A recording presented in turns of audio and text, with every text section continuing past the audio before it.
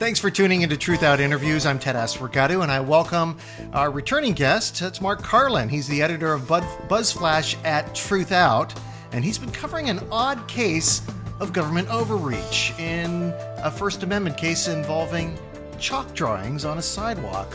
Hey, welcome, Mark. Thank you very much for having me again, Ted. Absolutely. So here we go. It's called the so-called chalk protest in San Diego. And for those who don't know about it, what was this case? It's a bit complicated. I'll try to simplify it. Jeff Olsen is 40 years old. He was in the Occupy movement. And his contribution that he continued to carry on after the Occupy movement sort of was folded and stomped down by the police was he drew rather harmless chalk drawings on public sidewalks, I want to emphasize public, in San Diego in front of 3 Bank of America branches.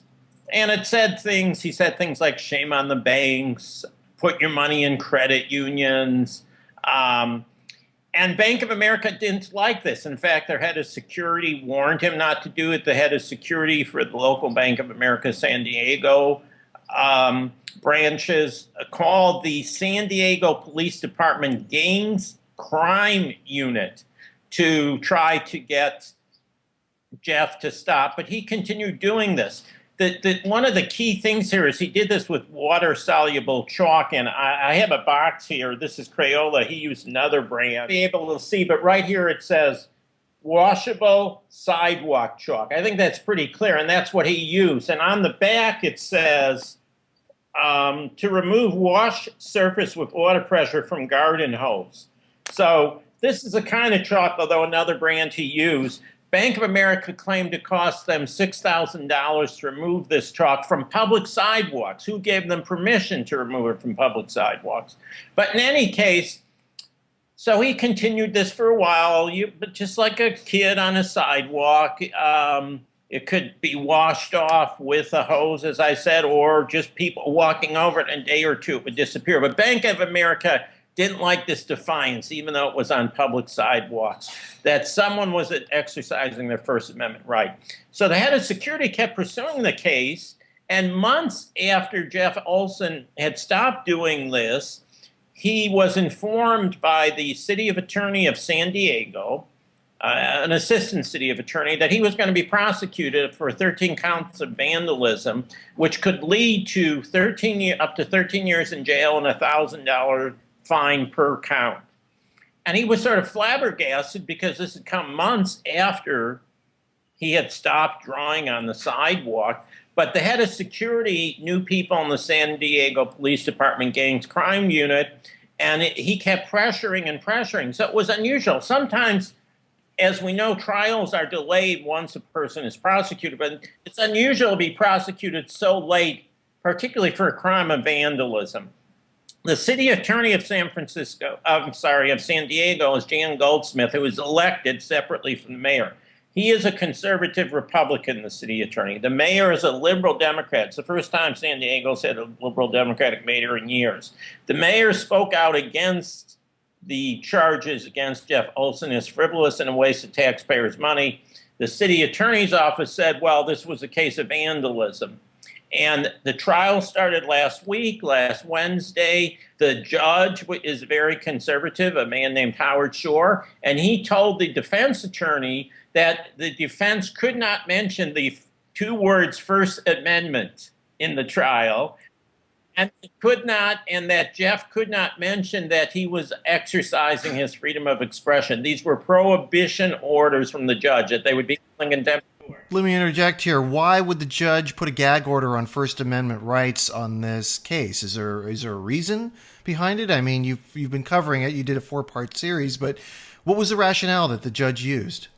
Simply that he said that this was a case about vandalism and not about First Amendment rights. So that the First Amendment couldn't be mentioned because he was narrowly interpreting the law that Jeff had defaced the public sidewalks of San Diego, and that the case should only be about this. But it's interesting, Ted, you mentioned gag order, because the very next day after he tell the defense lawyers not to mention the First Amendment and warned Jeff not to, and warned them not to mention freedom of expression, obviously saying, I prohibit you from bringing up the Constitution in this case. Jeff told the media that he thought this was politically inspired, and the judge was infuriated by this. So then he issued an actual gag order on a misdemeanor case, which is almost unheard of, that there would be a gag order on a misdemeanor case. And he prohibited Jeff Olsen from talking to the media. He prohibited the lawyers from talking to the media. He prohibited the jurors from talking to the media. He prohibited witnesses from talking to the media. And so you had a gag order for 2 days on the case. The case went to the jury on Friday, and by Monday, after 5 hours of deliberation, they were off for the weekend, they acquitted Jeff Olsen on all accounts. So here we go, a waste of taxpayers' money, right? Absolutely, but I don't think it's a trivial case. It's a tragic farce, but nonetheless, it's very symbolic, because here was Bank of America using the city attorney, who felt it was in his interest because he wants to run for mayor allegedly against the Democrat and retake San Diego as a conservative Republican outpost, which it had long been until Bob Filner became the mayor.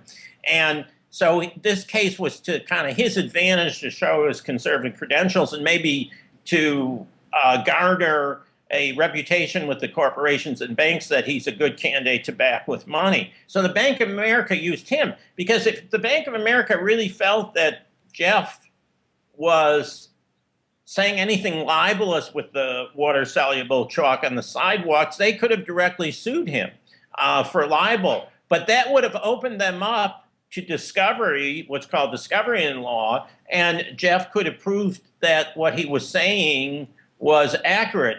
Salon Magazine and many others, including Truthout, have recently run articles about how Bank of America is allegedly still scamming in the subprime mortgage market, still lying to clients, and rewarding their employees for doing it.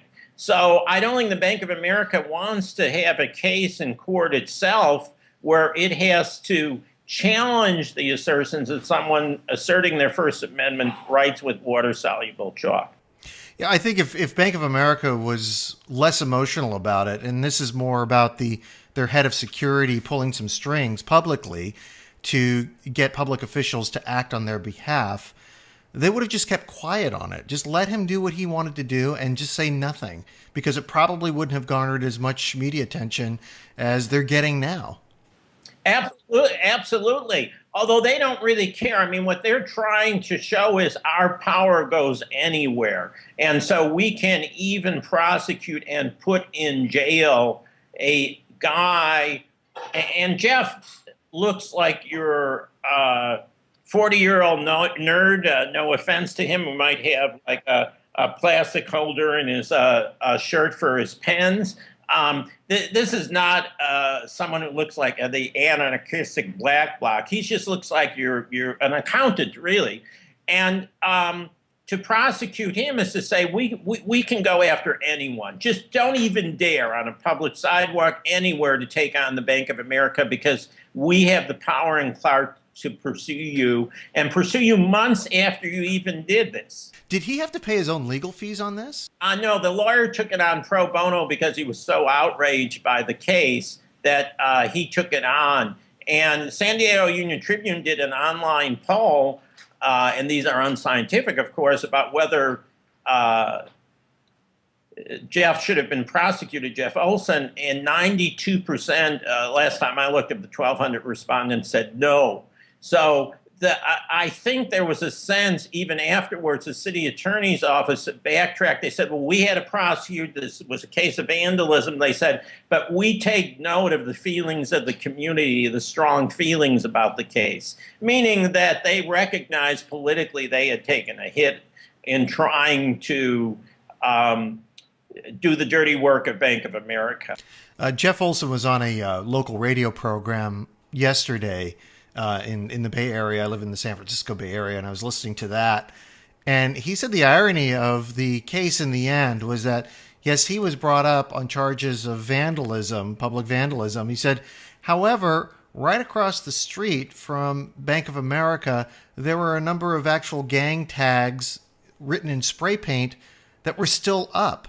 They were still there. He says, my chalk drawings are long gone. That's right, because again, I mean, one of it sounds sort of silly, but he was careful to pick a water-soluble chalk. So this is not paint. And I think Bank of America wanted to say it cost them $6,000 because that's implied that they had to clean off paint, that graffiti or something. This is not comparable to graffiti. The city attorney kept saying it's comparable to graffiti. Graffiti is done in paint. And he did these in chalk. Anybody who's seen children's chalk drawings know that they wear away, even if they're not water soluble, fairly quickly. So this was just sort of silly. And again, these were public sidewalks. Other people brought up, and there was one person particularly, that near a certain section of San Diego that might be considered anti-Semitic, there were anti-Semitic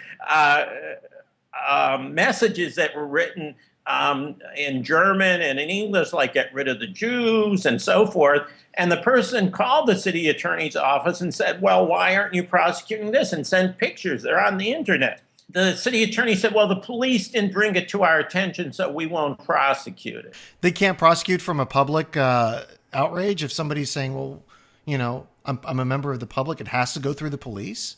Well, and also you would ask, wouldn't the city attorney lift up the phone if they're so concerned about Jeff Olsen's messages and call the city gang crimes unit and say there's a hate crime reported to us, would you investigate it? But they said no. Because in this case, and people sometimes forget this, and we need to remember this about all prosecutions, about prosecutors, whether they're federal, city, or circuit court, county prosecutors, have a wide discretion in what they prosecute. They can't prosecute every case the police refer to them or that they come across. They have to pick and choose. They have limited resources.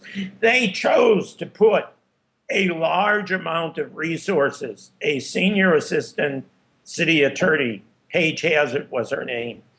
There were 5 city attorneys when the jury announced its verdict who were in the courtroom. This was a large amount of taxpayer money in hours of San Diego city attorneys spent on this case. They can't do this on every case of vandalism. They chose to do it on this case because the Bank of America was requesting it. And Bank of America gives money towards their political campaigns. I can't say that's the case with Jan Goldsmith. I suspect if he has eyes on running for mayor and he's got an ongoing feud with the mayor and he would be the Republican candidate, Jan Goldsmith, against Bob Filner, the Democrat, that you would suspect a politician who pursues a prosecution like this and wastes the taxpayer's dollar is expecting the Bank of America might take notice and contribute to a future campaign for mayor of San Diego. But I can't say that. So that would only be in Bob Filner. I'm sorry, that would only be in Jan Goldsmith's mind. Well, I guess what I'm trying to say is that it wouldn't be too hard to find out. You could go to Open Secrets or maplight.org and find out how much Bank of America does give to political campaigns locally. I mean, I'm not singling out any one person, but if Bank of America has money in the game, so to speak, that they are actually actively contributing to political campaigns, that should be public. That's generally public information, and many of these websites tend to publish that sort of information. I think it's pretty clear that Bank of America and the other banks that are too big to fail give widely to politicians throughout the country on every level to secure laws that are favorable to them. And ironically, we see Jeff Olsen prosecuted for vandalism on public property using water-soluble chalk. The Bank of America has yet to be seriously investigated, let alone prosecuted, for ongoing allegations that it continues to defraud the American public, particularly in the mortgage loan market. What do you think the takeaway is on this case? So the takeaway is, given a jury of one's peers, even with a gag order, even with not mentioning the First Amendment or freedom of expression, someone like Jeff Olsen can be vindicated. And that restores some faith in the American justice system as far as the jury side is concerned. These were citizens, not the prosecutor, not the judge. It's one of those cases where, on the one hand, yes, it seems like a waste of taxpayers' money, but in the course of this conversation, it was revealed that what Bank of America's roots are, what their reach is outside of their place of business within the political community of San Diego, and how much pull they really do have with regards to any kind of negative PR that comes their way. And they're going to be able to call in some favors and put some people on trial and try to get them prosecuted and thrown in jail, or have them pay a hefty fine. And their message basically through a trial like this is, we're untouchable. Don't mess with us, even if it's on public property and your First Amendment right. We have the clout to have you prosecuted and thrown in jail. And they lost. They lost that gamble. Exactly. And they lost completely. And they look kind of foolish because of it. But I think also because of it, it may, well, we'll see, maybe some journalists will pick up on just how much the Bank of America does contribute locally to political campaigns, especially in San Diego because of this incident, and maybe in other cities around the country. Absolutely. And we can only hope that will happen as we celebrate the 4th of July. Let's chalk this acquittal up to justice. And we'll leave it there. Thanks, Mark, for being on Truthout Interviews. Yeah. You can read Mark's coverage of the chalk protests against the Bank of America at Buzzflash at Truthout. And there's also a tribute video that was made for Jeff Olsen that's linked on the most recent article. Thanks for watching Truthout Interviews. I'm Ted Asregadoo. I'll see you next time.